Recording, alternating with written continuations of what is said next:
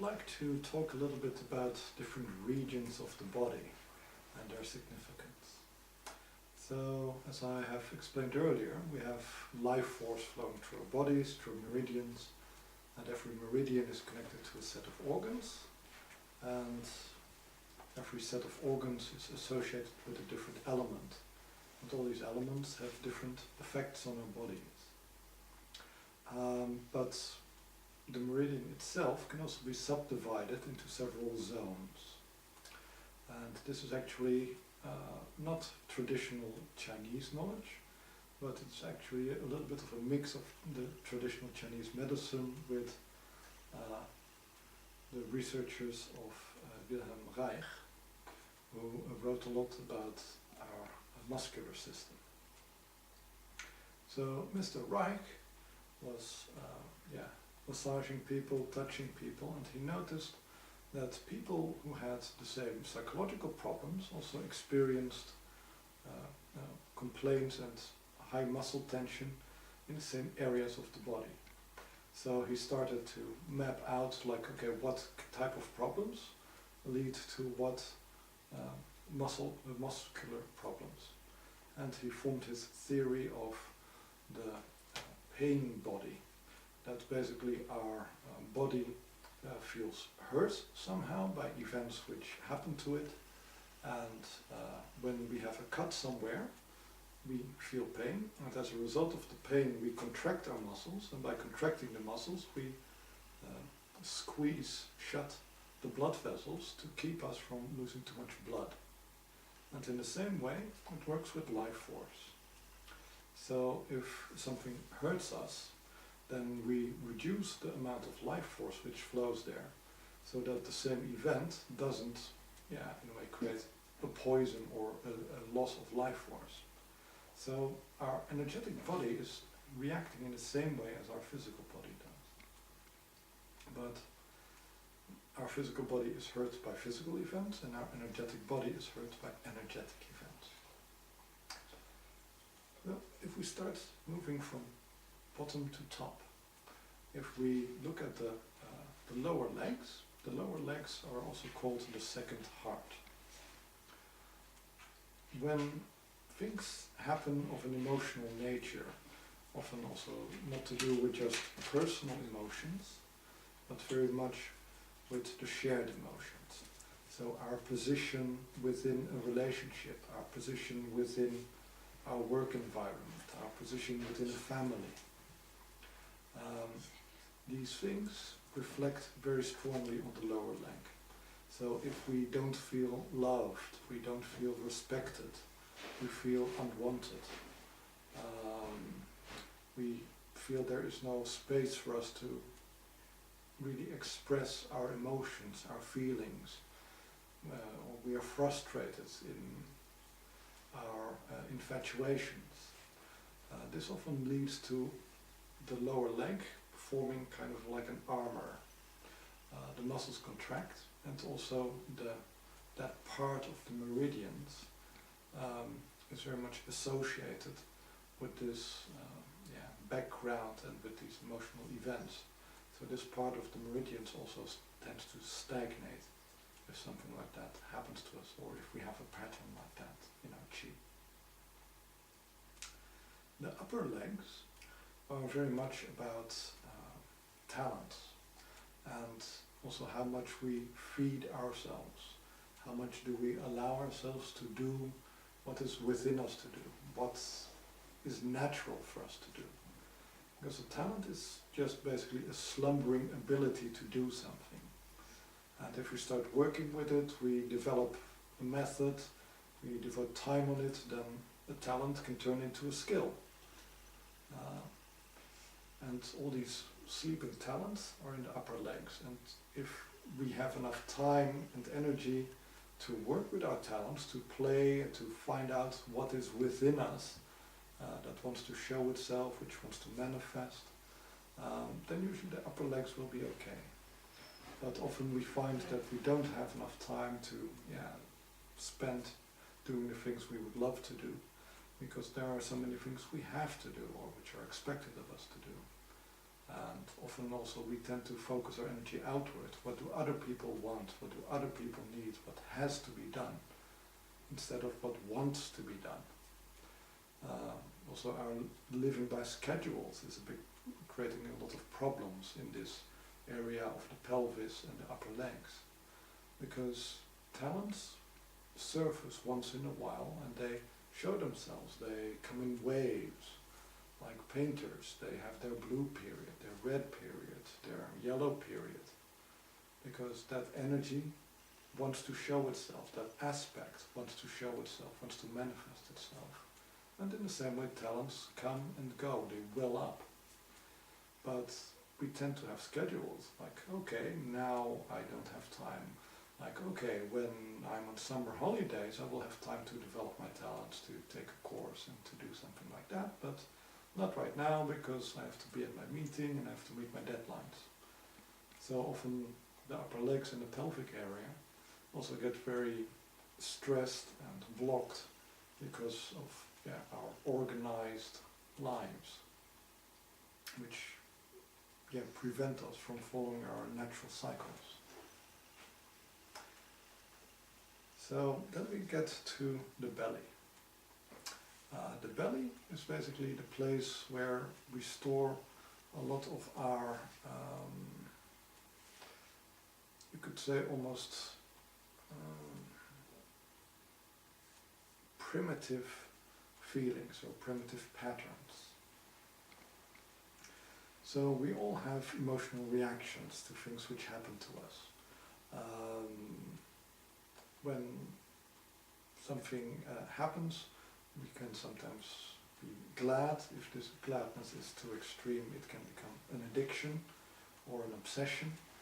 If something bad happens to us, then we can become phobic, fearful, become obsessive, paranoid.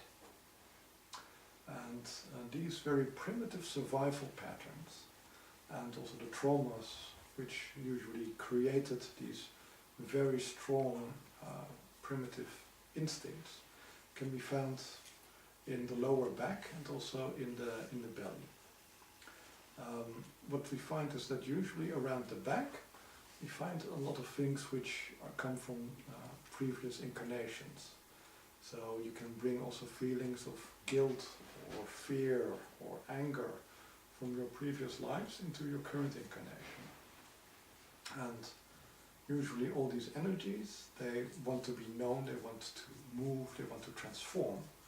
So all these things from the past lives, they tend to re-manifest, usually in our lives. So roughly you can say up to the age of 30, 40, there's a lot of repetition of all the patterns which are karmatically existing in your back, moving to the front and manifesting themselves also in the belly. If all goes well, a pattern is manifested and there is enough strength, life force, wisdom, support to transform it. So that the old pattern which comes forward is transformed as well as the occurrence, the new event is transformed. If, however, there is not enough wisdom, support or strength inside, then we become once more overwhelmed by the problem, just as happened in the previous life, and actually the trauma grows. It becomes bigger, it becomes stronger, it becomes an even greater blockage to our life force. Ultimately, you can say it is no problem, because if the problem is really big, it will also manifest itself more strongly in your next life, and it will become a theme. It will become a defining event. So sometimes people have events like death of a loved one, or another sense of loss or violence or frustration. And by being such a pivotal event in a person's life, a lot of attention, a lot of life force is focused on transforming it throughout their lifetime. So for the person who is incarnated, it can be very heavy, it can be very frustrating to be defined by a moment of pain. And for the life force it can also be quite unhealthy, because the life force is blocked in that pattern and it cannot move freely, it cannot experience things in a different way, you cannot react in a different way until enough movement starts to happen in the lower back and in the belly area. But ultimately things do resolve themselves, but it's better to resolve it in one lifetime than in 10 lifetimes. So working on the belly area and working on the lower back is often some of the most useful work you can do as a healer, as a massage therapist, and also as a chi worker.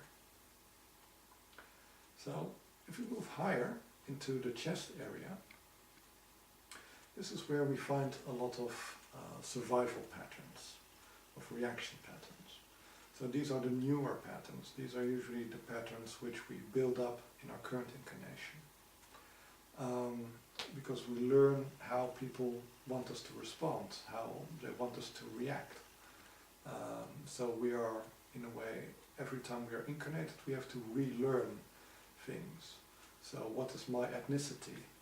What is my sex? What is the culture I'm born into? What is the location I'm living? What is the climate? And these vary from incarnation to incarnation. And these things which are relatively stable, but not as deeply seated as the things from previous incarnations, well, these patterns, they go into the chest area. So the chest area is basically our adaptation tool of how to live in our current situation, in our current time, with our current body and current affairs. So as you can imagine, the energy here has to be able to adapt. Because if it doesn't adapt, we get stuck in a previous phase of our lives. So for instance, a person loses their job and they have to do something else, but they're still thinking and reacting and saying the things they did in their last job, and they cannot grow into their new position. Or same thing with a relationship. You get used to having a certain partner, to living together, doing everything together. You break up, you move into a next relationship, but you're still reacting as if your old partner is with you. You're still expecting your new partner to react like your old partner was reacting. You're maybe even recreating a lot of the issues you had with your old partner, with your new partner. And this can happen when the energy in the chest area gets stuck, doesn't move, doesn't react well enough. So then what we have left is the head, the neck, and the upper part of the shoulders. This is basically where a lot of the creation and processing takes place. Because our third eye is allowing us to combine all these impulses. So the third eye can look at it, can look at, okay, what is the pattern from this life, from my youth, and from previous life? What are my talents? What is the support I'm getting? So the third eye is able to get a total picture and see what are my possibilities for transformation, and let's do it, let's transform. So a lot of the transformation activity is actually initiated here. So out of the head you get a flow which is directing all the change processes in the body. So if the head is not functioning well or not focusing on the body, also then the whole process doesn't work. And this is also a big problem because we live in environments which are changing very rapidly. It used to be that people lived in a very stable environment. You were just living with the same people in your same little community, in the same environment all your lives. So there was not a lot outside to think about. Now we have newspapers, we have radio, we have TV, we have the internet. We're bombarded with news from all around the world, and even we ourselves travel a lot We go to different countries, we meet people from different countries, from different cultures. So our environment is much more challenging and requires a lot more of our head capacity to process, to understand, to get a feeling for. So our third eye tends to be very, very busy. It tends to be overworked because our brain capacity has not increased as quickly as the complexity of our society has increased. So we're in a way burdened by the society we have created. And this means that this part of our body gets filled with energies from the outside. It is busy with how to deal and understand the world outside of us, and we don't have the time or the space to think about how to change our inner world, our inner selves. We don't have time to sit and feel, how am I feeling? How am I doing? Am I happy? Am I glad? Are there things I would like to change? What will it take? How are my friends doing? Why am I feeling like this? Why am I reacting like this? Is this really how I want to be? These philosophical questions are things which have been moved out of our lives. In my parents' time, people were taught philosophy in high school because they felt it was important for people to think, what is truth? Who am I? Why is the society the way it is? Should it be the way it is? And these are very fundamental questions which also allow the person to grow, and by personal growth also society will grow because it reflects that personal growth. Now we have a society which is altering very quickly, but the basis of the changes in society are no longer the changes in our personality. The society is not showing a maturation of personality. The society is in a way reflecting the chaos which is starting to exist within ourselves, because we cannot take care of ourselves, we cannot harmonize ourselves, so we create ultimately also a society which is disharmonious, because it is a reflection. Our energy is projected outward into the world through our actions, through our thoughts, through our feelings, and it is reflected back at us. So if we look at why is society the way it is, because we are the way we are, and this can be a vicious cycle. If we allow society to dictate us and to make us unhealthy, then we are creating an unhealthy society, and therefore you get in a negative spiral. And this negative spiral has to be broken. And to break it, we really need to take care of ourselves. We need to take care of each other, so that society becomes about support, helping to grow, helping to evolve, helping to heal.